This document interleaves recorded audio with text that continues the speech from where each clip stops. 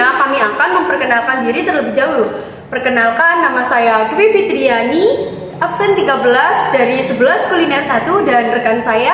Perkenalkan, nama saya Tiara Juna Maria, absen 31 dari 11 kuliner 1. Perkenalkan, nama saya Widya Aurelia Effendi, absen 34 dari 11 kuliner 1. Dan saya Zaskia Renata Nur Astara dari kelas 11 kuliner 1, absen 36.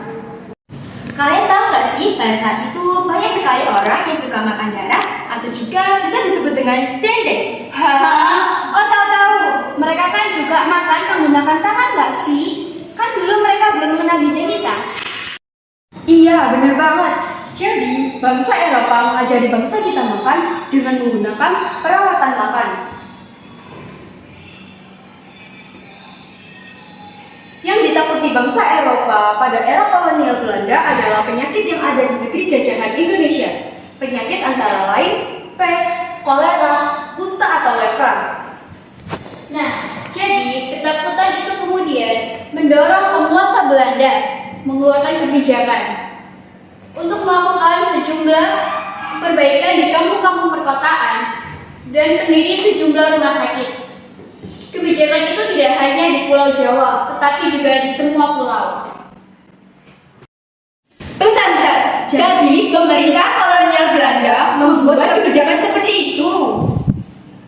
Iya, benar banget. Awalnya, pelayanan kesehatan kolonial pada awal abad ke-20 memang sangat diskriminatif karena hanya sebagian kecil dari rakyat pribumi yang mendapatkan pelayanan kesehatan ini.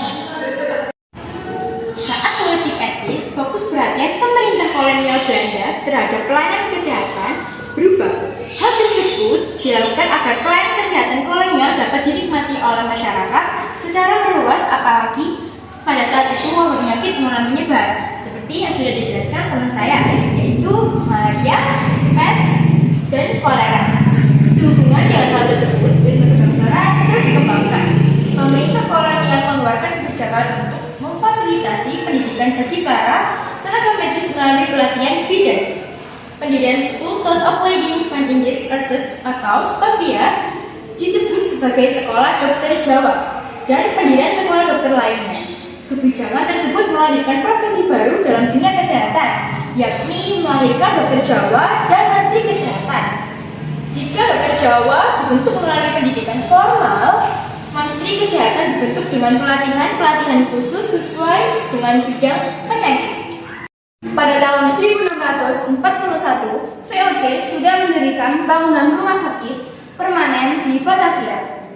Pemerintah kolonial mulai membangun sarana dan prasarana pendukungnya sejalan dengan perkembangan perusahaan perkebunan di masa sistem tanah paksa, seperti untuk memeriksa kesehatan tenaga kerja di Jawa maupun di luar Pulau Jawa.